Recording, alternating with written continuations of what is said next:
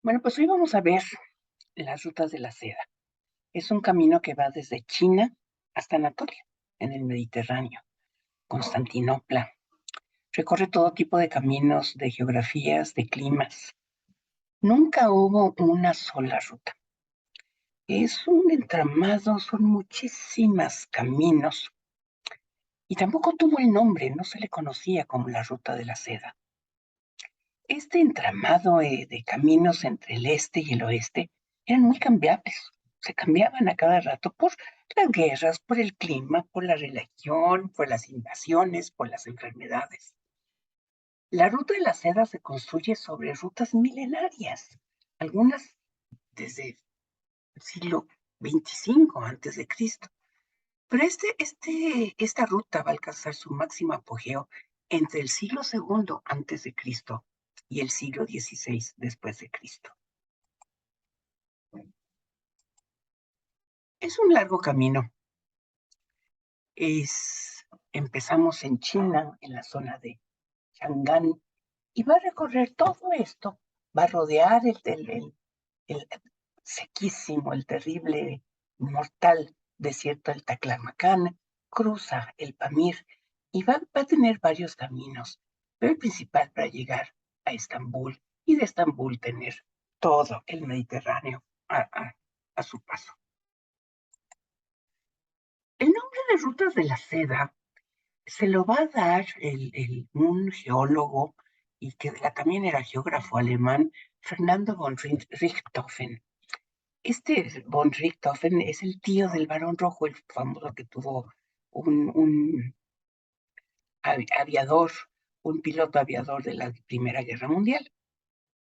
Este Fernando von Richthofen fue enviado a China para estudiar el terreno porque se quería construir un tren. Este señor pues era un biólogo, pero también era un humanista y le encantaba el estudio. Y cuando iba haciendo sus estudios de geografía y de geología, pues descubre que este camino pasaba por caminos que tenían una historia milenaria. Hace un estudio sobre estos descubrimientos y en 1877 va a publicar un libro con todos lo que había descubierto, que se llamó en alemán Die Seidenstraße, la ruta de la seda.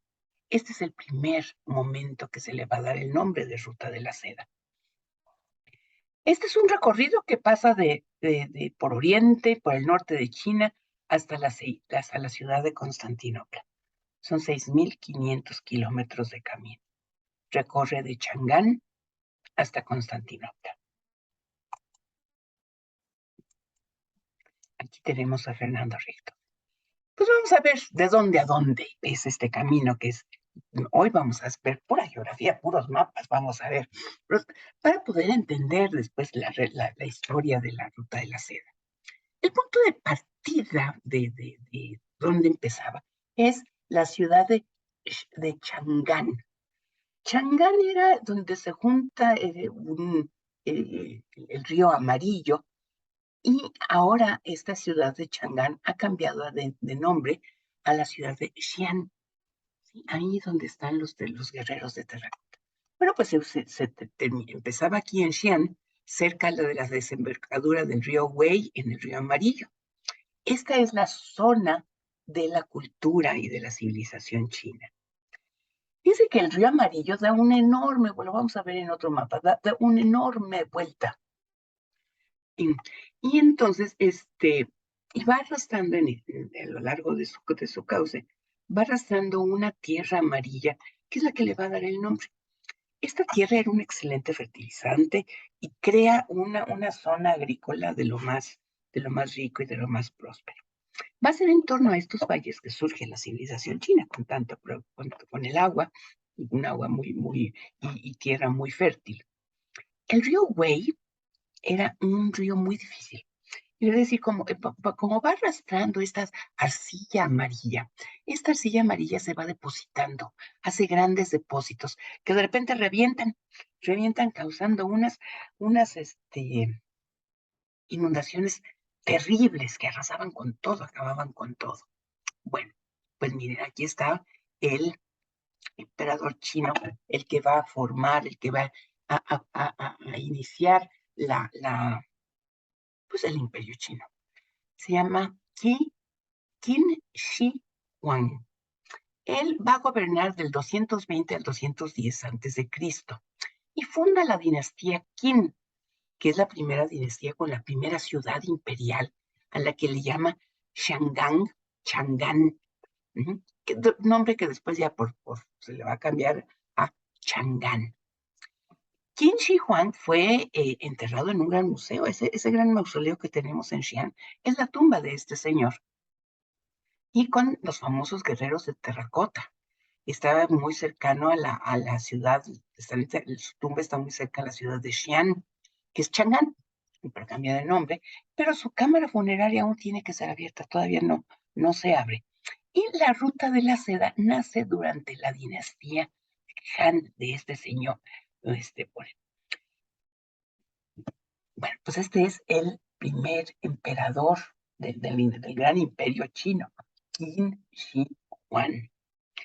Hay varias teorías de por qué se forma aquí está, miren, aquí tenemos la ciudad del Chang'an, y aquí es una gran vuelta que da el río. Miren, toda esta gran vuelta es la del río Amarillo, y aquí viene el río Wei. Bueno, aquí, toda esta zona siempre estuvo fue atacada por las tribus nómadas salvajes del norte del desierto del Gobi, el desierto terrible, que eran las tribus mongolas. Entonces se piensa que parte de formarse, de conformarse como un imperio, era para hacerle frente a estas tierras mongolas. Bueno, la ruta recorría, aquí tenemos, del oeste al noreste. Y esta ruta estaba limitada, fíjese, al sur por toda la región del Himalaya. Y esta es la región del Gansu. Aquí donde dice Exi Corridor, este es el corredor del Gansu. Sí lo vamos a ver en muchos lados. Con los nombres chinos es muy difícil porque hacen una cambiadera de nombres, pero bueno. Ok, este es el corredor del Gansu. Y tenemos al norte al norte el desierto del Gobi, y al sur la gran cordillera del Himalaya. Aquí teníamos, les digo que estaban los nómadas salvajes que de cuando en cuando atacaban todos los territorios del sur. ¿Por qué? Porque de cuando en cuando, pues cuando estaban las cosechas listas, los atacaban. Y eran muy hábiles, eran unos jinetes excepcionalmente buenos, y tenían un uso del arco y de la flecha bárbaro. ¿Ok? Y entonces se cree que se empieza, en esta época, bueno, desde antes, se empieza a construir una muralla. La muralla china se va a empezar a construir en el siglo 2 o 3 antes de Cristo, para tratar de detener a estas hordas, estos salvajes, ¿no? Estos jinetes salvajes. La ruta de comercio era muy activa. Entonces, aquí había de Chang'an por todo el corredor del Río, aquí a la ciudad de Dung, Dungan.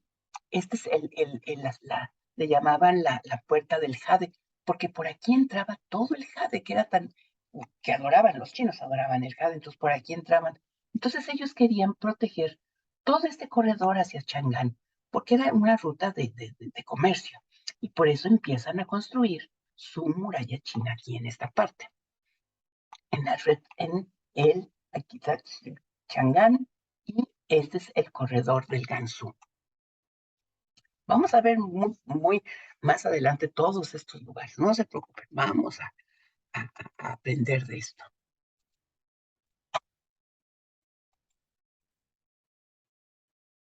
Bueno, aquí tenemos Chang'an, es un acercamiento del mapa anterior, y tenemos, como les digo, a lo largo del corredor del Gansu se llegaba a Dunhuang, que era la puerta de Jade. Esto es lo que queda, y miren, y aquí ya estamos en las puertas del desierto del Taklamakan. Ahí donde termina el Gansu, está en Dunhuang, hay un oasis muy grande, que era el punto de partida para cruzar el desierto del Taklamakan, o el último punto de la civilización china, la famosísima Puerta del Jade. por donde entra el jade que los chinos compraban a otros reinos. Es el paso del Yumenguan. Aquí, en este punto, empieza el desierto del Taclamacán, sobre la cuenca del río Tarim, porque todo a lo largo de esto corre un río. Este río se va formando por los deshielos de esta cordillera. Con los deshielos se forma un río, el río Tarim. Y es la cuenca del río Tarim que se recorría. Había dos caminos, se podía hacer la del norte, que era la más larga, pero la más segura porque estaba el río, o la del sur. Y aquí en medio tenemos, miren, todo lo van a ver escrito de muchas formas. Aquí tenemos Taclimacán, pero es Taclamacán, el desierto de Taclamacán en español. Bueno, aquí tenemos el Taclamacán. ¿Qué significa? Aquí está el desierto de Taclamacán. Significa lugar que ha sido abandonado. Nadie ahí. Eran las orillas del desierto, eran bañadas por, miren, todas las cordilleras, van desde aquí, escurren todos los deshielos y van formando el río Tarim. Aquí tenemos el río Tarim. Y hay muchos dichos del desierto de Taclamacán muy antiguos. Uno dice, aquí, si se mira en todas direcciones, no se ve un solo pájaro en el aire, ni animal alguno sobre la tierra. Si se busca una ruta que atravesar, se busca en vano. Los únicos indicadores de la ruta son los huesos calcinados de los muertos. Esto lo escribe un monje budista en el siglo V antes de Cristo. Aquí tenemos toda la cordillera del Karakorum, del,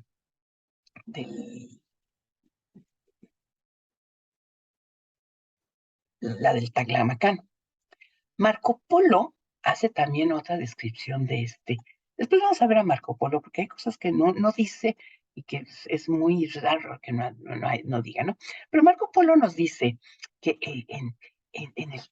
bueno, así le hacen la descripción al Kublai Khan, dice, en la noche se escuchan tambores en la lejanía, voces que te llaman, y si las sigues, te pierden, y solo tu cadáver va a permanecer. Aquí en el río Tarim, también a lo largo del río Tarim, se han encontrado las famosísimas momias del Tarim. Son las momias que tienen más de 4.000 años de antigüedad y que debido a la situación geográfica de clima totalmente seco, se han encontrado en perfecto estado con sus ropajes perfectos. Y se han encontrado las momias del río de la cuenca del Tarim, son muy famosas por sus rasgos, no son chinas, tienen rasgos europeos, bueno, más de acá, ¿no? No son chinas. Entonces se supone ya desde 2.000 años antes de Cristo de que ya había el camino. Además también estas momias, otra cosa es que las encontraron con ropajes de seda. Es decir, que ya la seda hace 4.000 años ya era usada, ¿no? Bueno, los caminos del Taclamacán se juntan aquí al final en la ciudad de Kashgar. Les digo que es la ruta norte y la ruta sur. Se juntan en la ciudad de Kashgar, que es el punto de salida. Entonces tenemos dos, Dunhuang, que es la puerta de Jade, y Kashgar, que es la salida del desierto. Pero para salir del desierto vamos a tener que cruzar, se llama el macizo del Pamir. Entonces, del desierto, en lugares que están hasta niveles bajo el mar, bajo el nivel del mar, vamos a subir, hasta 4.000 y 5.000 metros sobre el nivel del mar.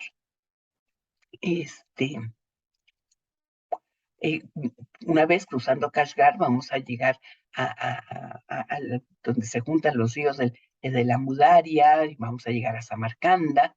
Y como les digo, este desierto está rodeado por cordilleras muy altas, son las montañas del Tenshen. Estas son las montañas del Tenshen.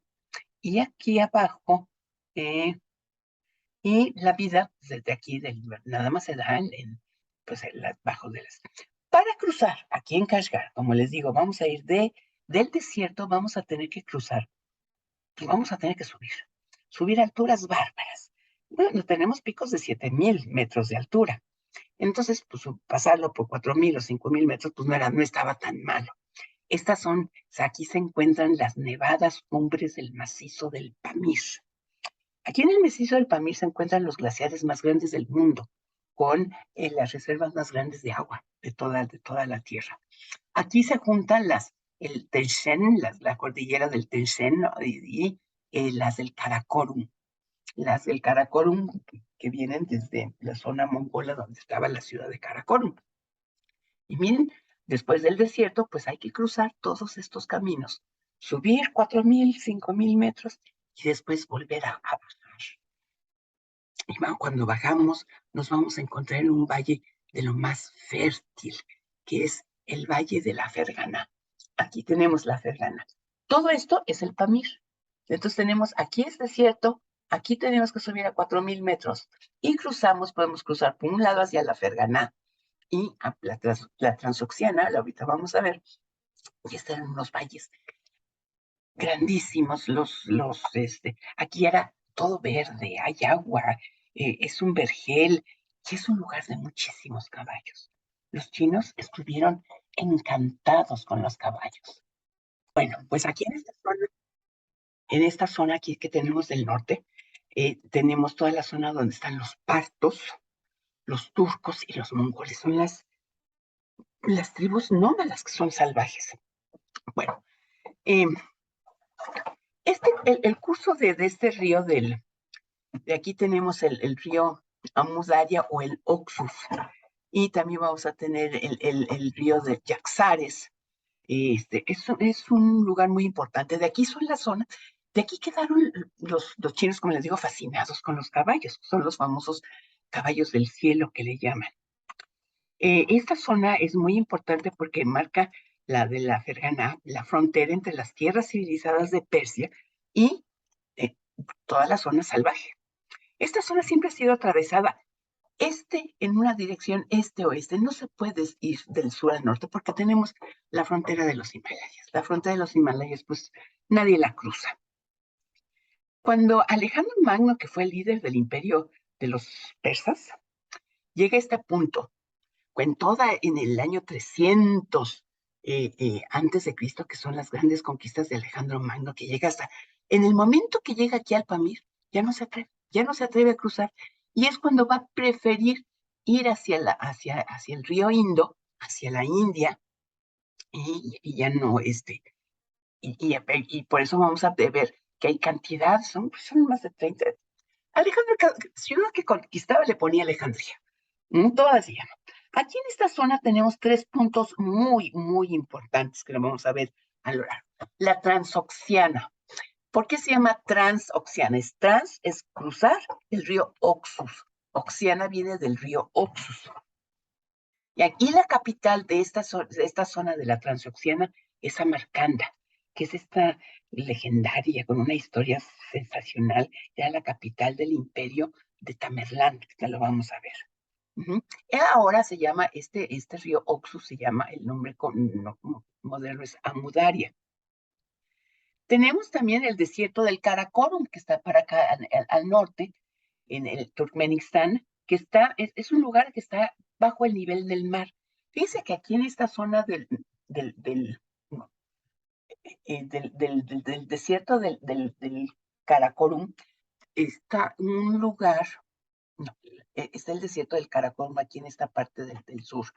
Está un lugar que se llama la Puerta del Infierno. Es un cráter que ha estado en llamas desde el año de 1970. Y aquí tenemos la Transoxiana. Y ahorita les voy a enseñar este cráter. Fíjense que la historia de este cráter es que estuvieron unos ingenieros pues, afganistanos aquí, y salía mucho.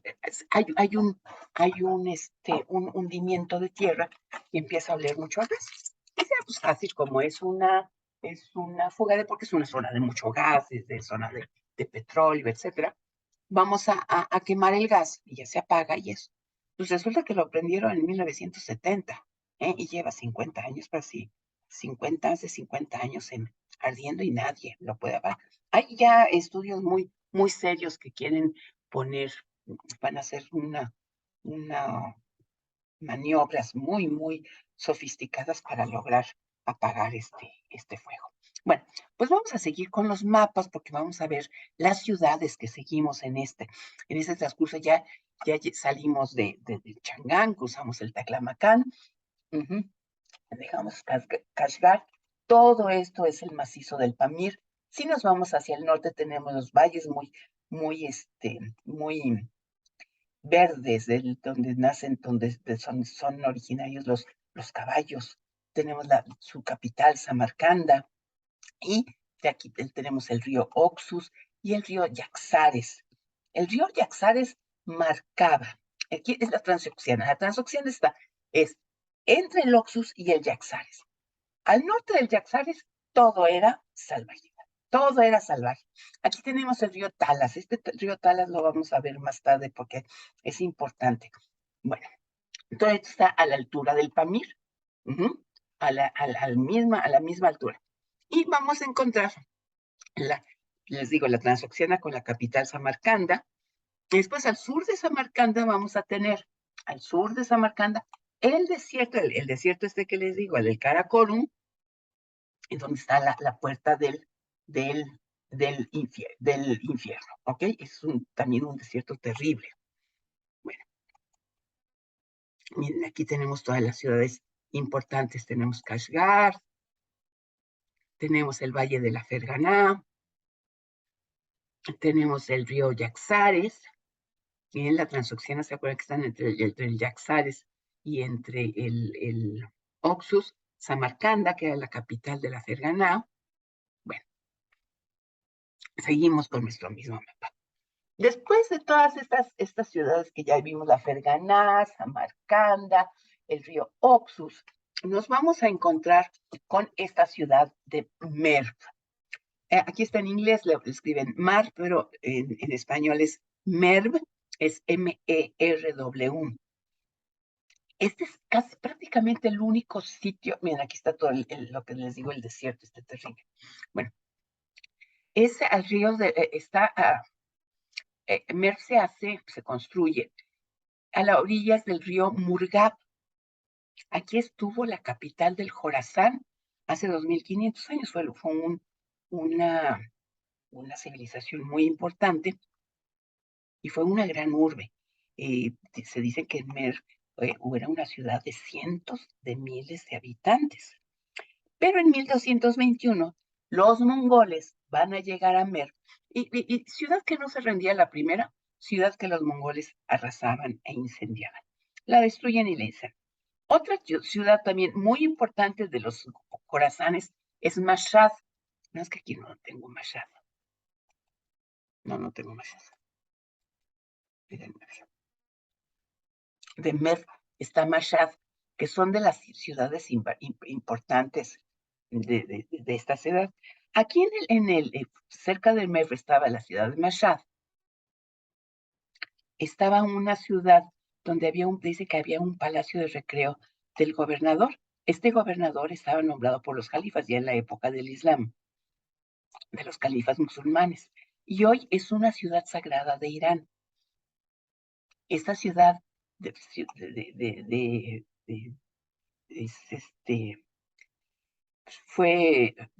se convierte en una ciudad sagrada porque aquí va a ser asesinado un califa que gobierna en el año 813-833 y lo entierran aquí.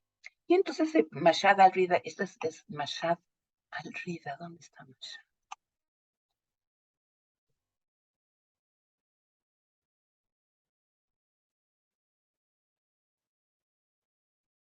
Entonces se vuelve un lugar de peregrinación. Y los chiitas y los sunitas, que son dos, ¿cuál es la diferencia entre chiitas y sunitas? Los dos son del Islam, del profeta Mahoma, nada más que unos son seguidores de Fátima y otros son seguidores de Mahoma. Bueno, la ciudad de Mashhad fue la ciudad la segunda más importante después de la Meca. Esta ciudad de Mashhad. Bueno, en esta zona también seguimos con nuestros mapas. Y aquí tenemos, mira, ya salimos de Samarcanda, ya salimos de Merv, de Marsha, estas ciudades tan importantes. Esta es la zona del... Miren, aquí está, este es Afganistán. Bueno, Susa. Pero para seguir cruzando, vamos a llegar a los montes Elbrus. Y entre los montes Elbrus y el mar Caspio se hace un corredor es el que se recorre para llegar pues más hacia el oeste.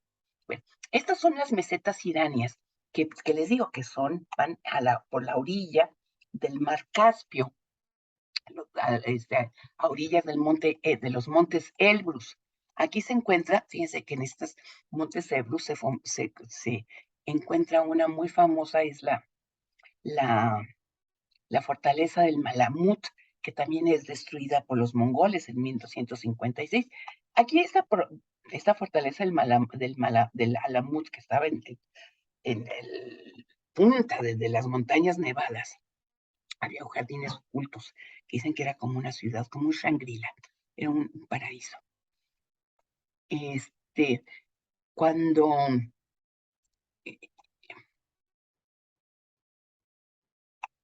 cuando iban a asesinar a los esclavos y a los prisioneros, los llenaban de hashish, los llevaban un rato en sus jardines y ya después los asesinaban.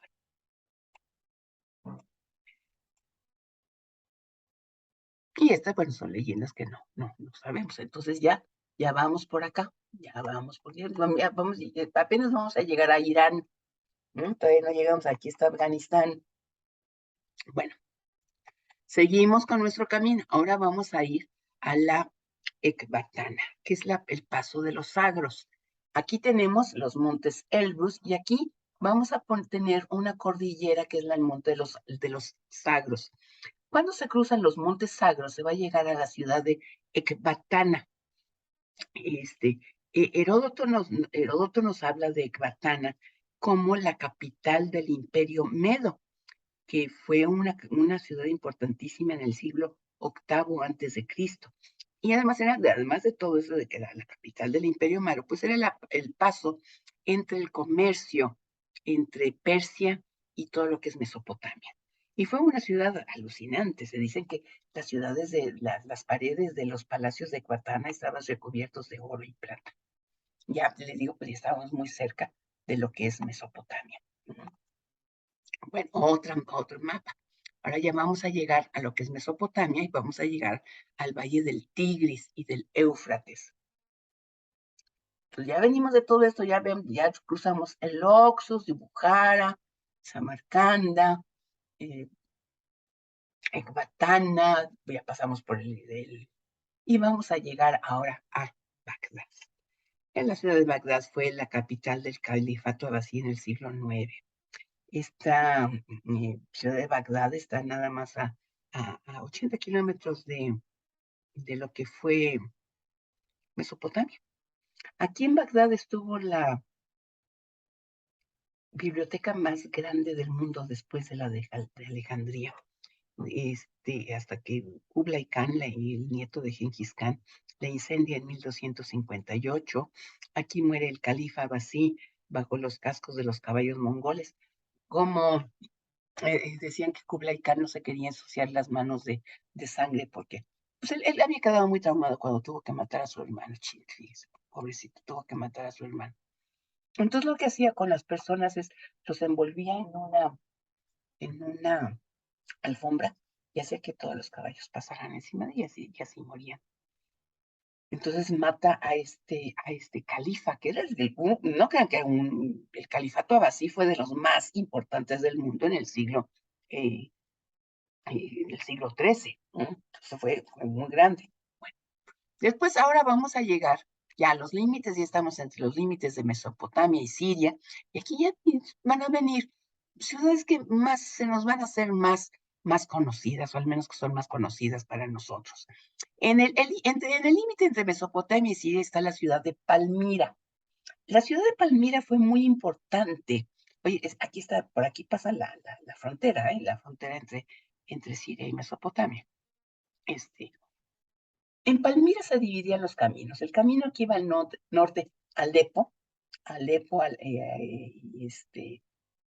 Anatolia, etcétera. y el camino que iba al sur, que iba a Damasco, y de Damasco se desviaba a, a Alejandría y a Egipto. Entonces Palmira era muy importante. Y también por aquí se cruzaba todo lo que era el río, donde está Petra y todo eso, que era de la cultura de los nabateos. Bueno, aquí en Palmira está, no, cuando se llega a Alepo, en Alepo está uno de los mercados más antiguos del mundo que todavía está en funciones. Miren, aquí tenemos, este es el mercado de Alepo. Ahora, todo lo que vemos, todo lo que resta, toda la arquitectura que vemos de este tipo, es arquitectura que se va a hacer con los musulmanes. Es más, fíjense que todo lo que hay en Jerusalén se hace cuando Jerusalén estuvo tomada por los musulmanes. Bueno, ahora sí ya tenemos, vamos a llegar, miren, ya qué recorrido tan grande, el Changán, Don Juan, el Taclamacán, nos vamos por el norte, Kashgar, Samarcanda, Bujara. Aquí, fíjense que aquí había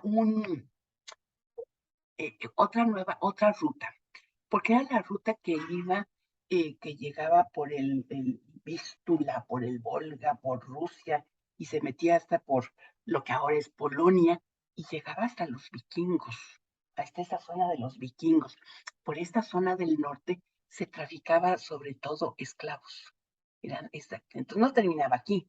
Entonces digo que cruza el Volga, partes son fluviales, partes este, por tierra, pero además son las grandes estepas. Aquí ya no vamos a tener ninguna cordillera, porque básicamente de aquí hasta el Sefarad, hasta España, no vamos a tener ninguna cordillera que se interponga en nuestro camino.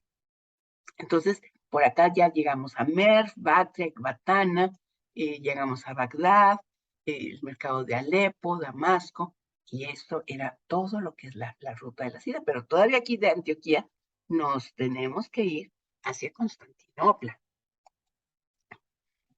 Mire, no era la única, la ruta de la seda también. Vamos a ver que, bueno, desde Alejandría y por Egipto, pues Egipto tuvo un comercio muy activo por todo el Mar Rojo, por todo el Mar Arábigo, por los puestos de África hacia Mombasa, pero también muy importante India.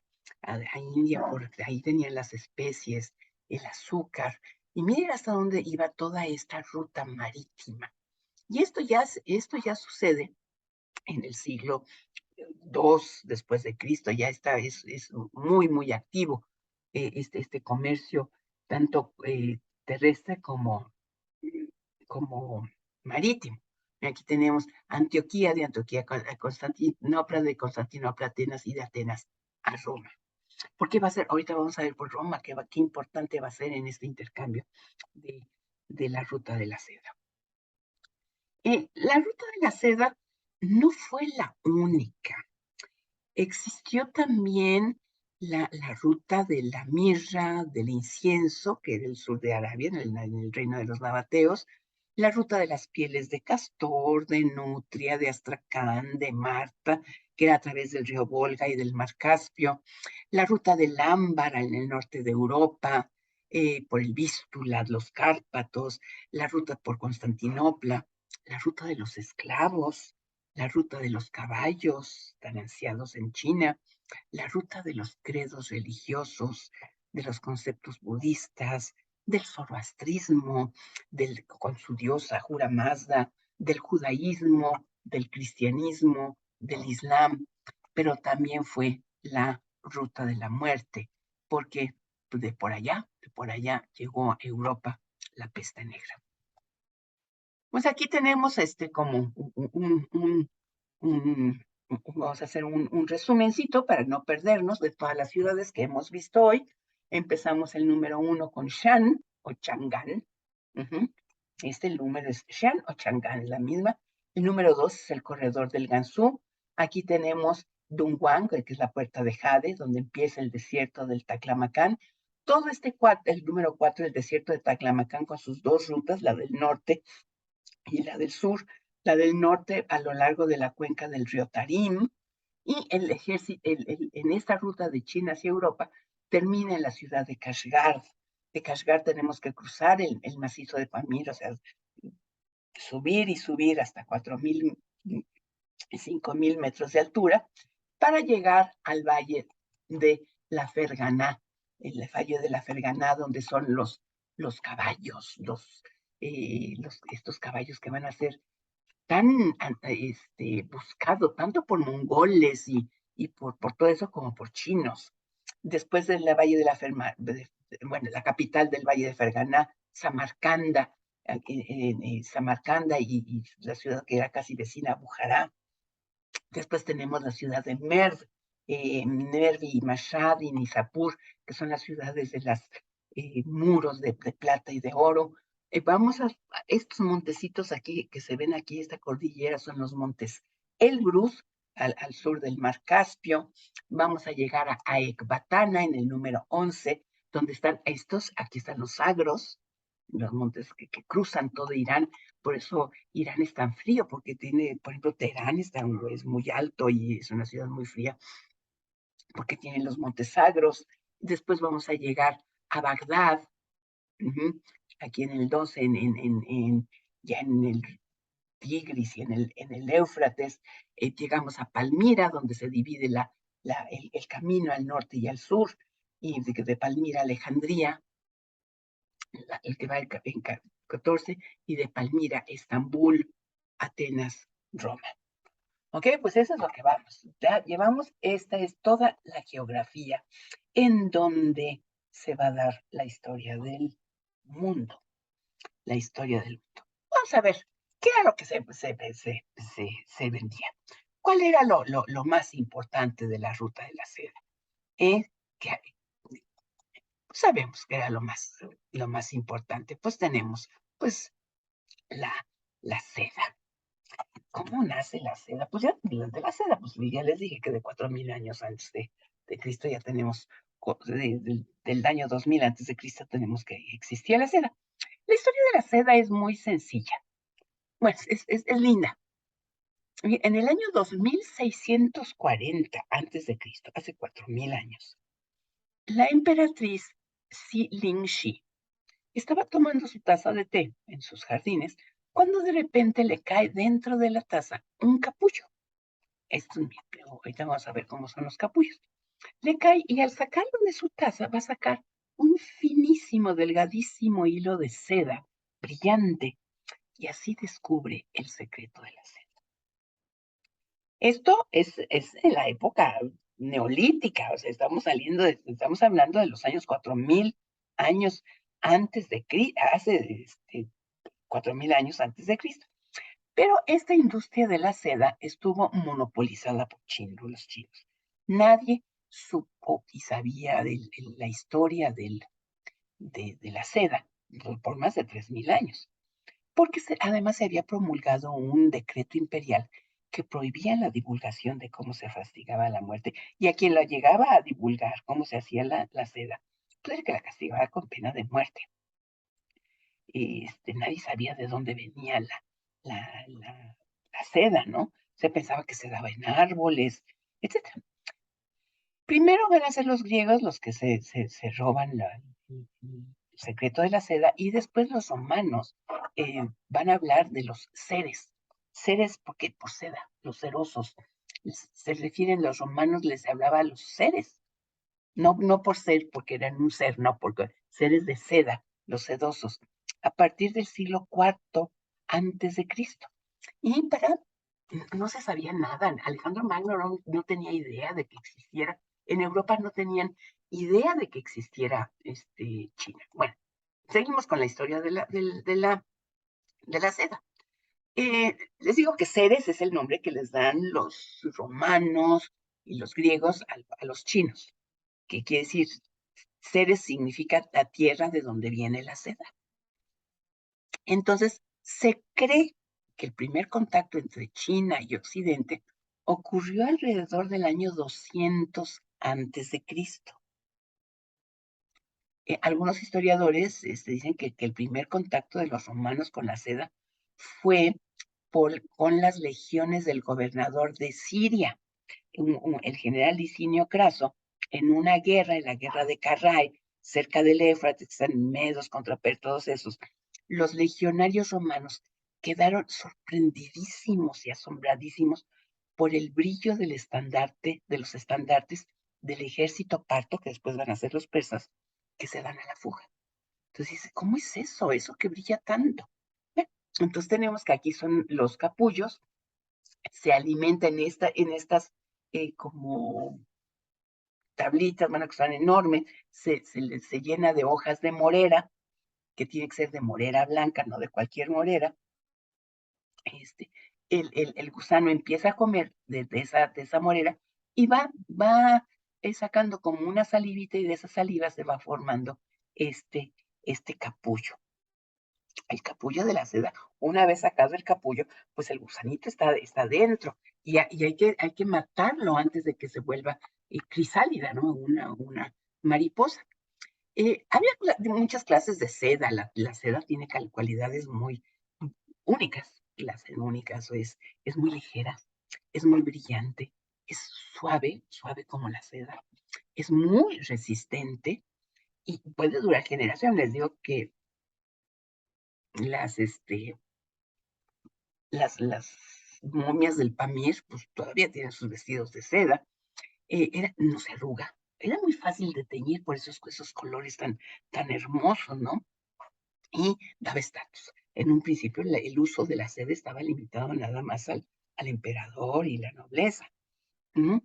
Y decían que el alma del hombre está ligada al mundo por un delgadísimo hilo de seda. La dinastía Han de los chinos pagaba tributo a los vecinos del norte, que eran los mongoles, que los odiaban, para que no los invadieran, porque además decían, bueno, es que si les enseñamos a los mongoles para que vivan como la gente decente y que se acostumbren a los lujos hijos, pues dejarán de ser salvajes y dejarán de robarnos y de saquearnos.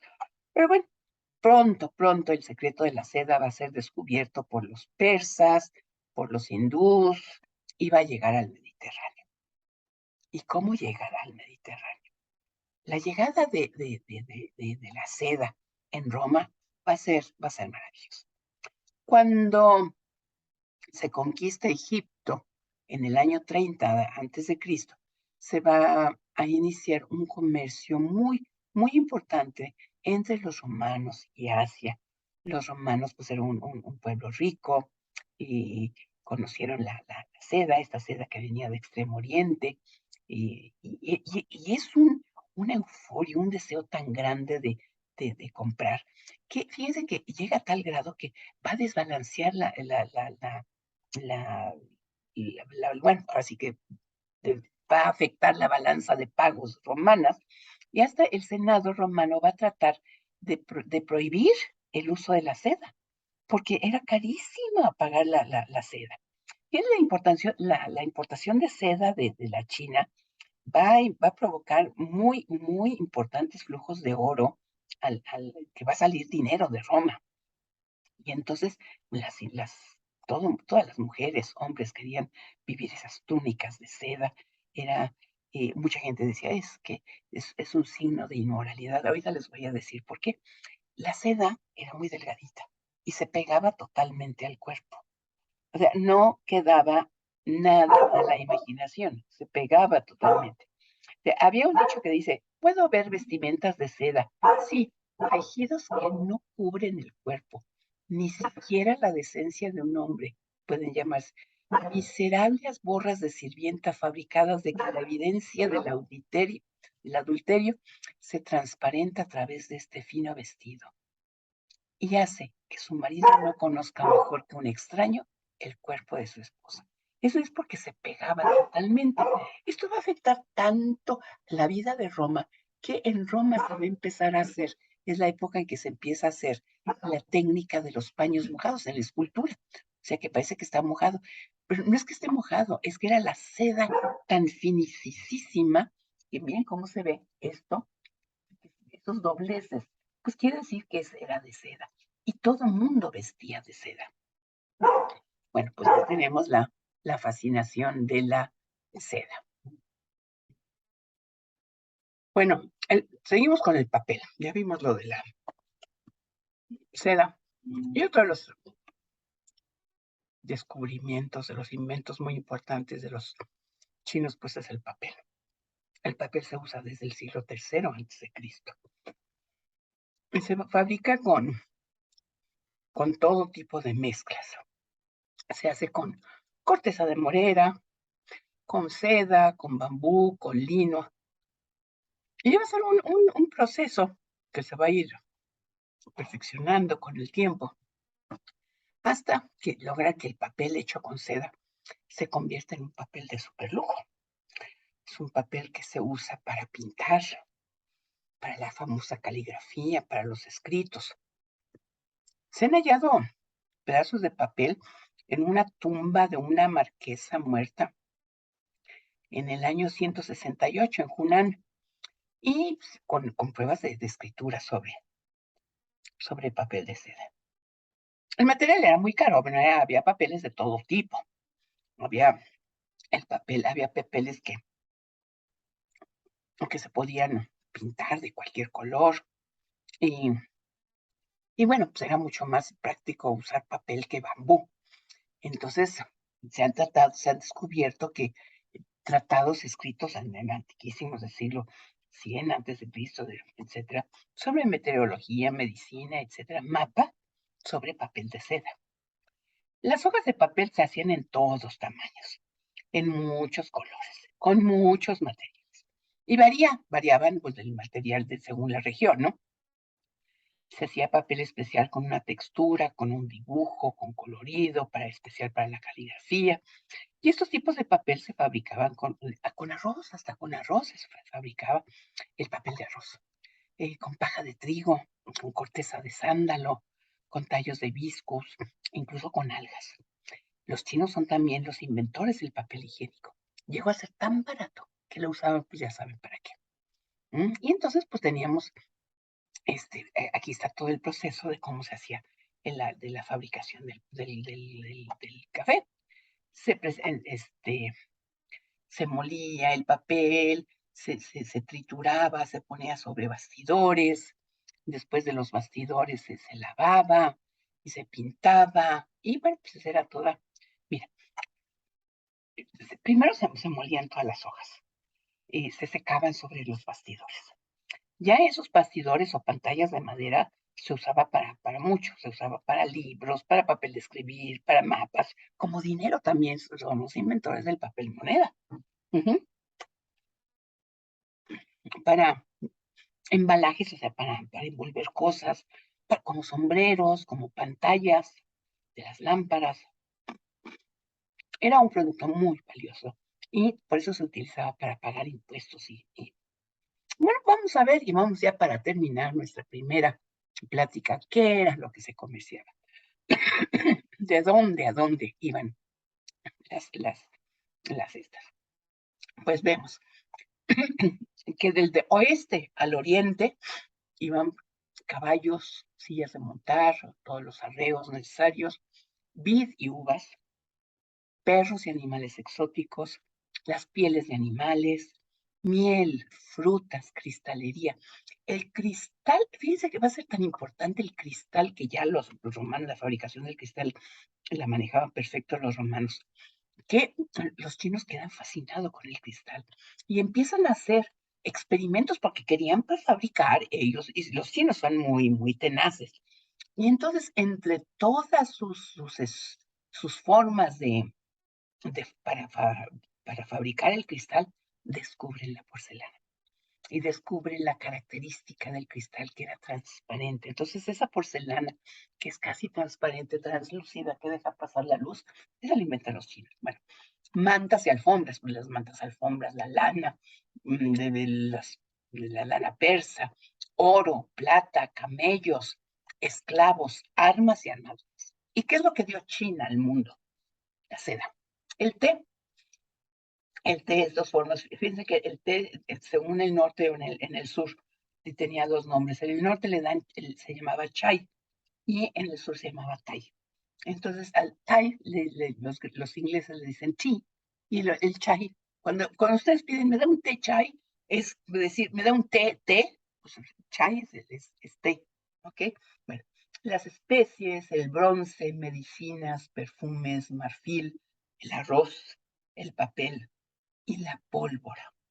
La pólvora cuyo uso va a ser eh, um, era un uso muy rudimentario al principio, y ya para el siglo XIV, siglo XIII, XIV, con Kublai Khan y todos ellos, pues se va a perfeccionar este uso de la pólvora ya como un arma muy fuerte.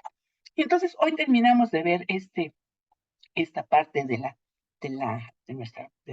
ruta de la seda, y les voy a ver cómo está dividida en nuestras siguientes pláticas. Vamos a hablar en la próxima plática de la era de los tres imperios. Vamos a ver cuál fue la relación de China, la Persia sasánida, o sea, es la Persia del siglo II antes de Cristo, y Roma. Después vamos a ver de los siglos, aquí nos va a tocar la caída de Roma, de los siglos 7 al 12, vamos a ver la época de Mahoma y los califatos, cómo se expandió por todo el mundo conocido el Islam. Vamos a ver cómo surgen las ciudades de Bagdad, de Bujará, de Samarcanda, de Córdoba. Pues vamos a seguir entonces después de Mahoma, de los califatos de la época de oro, la época de Simbad, del marino, la época de Aladino, de la época de las mil y una noches. Pues vamos a la era de los mongoles. Poco sabemos de los mongoles, tienen una historia, lo único que sabemos es que eran malvados, que destruían todo y que mataban todo, y Gengis Khan. Pues la historia de los mongoles es vastísima, es muy interesante ver cómo a Gengis Khan, muy bien, Gengis Khan es el título, es como líder supremo. Y el nombre del Gengis Khan es eh, Temujin, se llama Temujin, después sus hijos Ogodei, Guyuk, el nieto Kublai Khan, que fue el Khan de Khanes, Kublai Khan, quien funda la ciudad de Pekín, quien funda una dinastía china, la dinastía Yuan.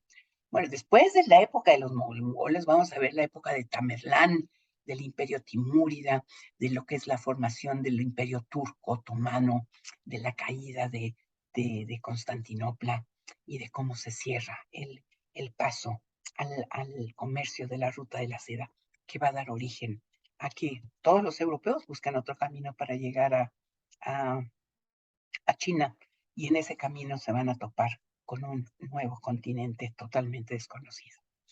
Pues ese es lo que vamos a ver de la ruta de la seda, y después vamos a ver si nos da tiempo con ver algo de la ruta de la seda en el siglo XXI. Pues muchas gracias, les agradezco y terminamos.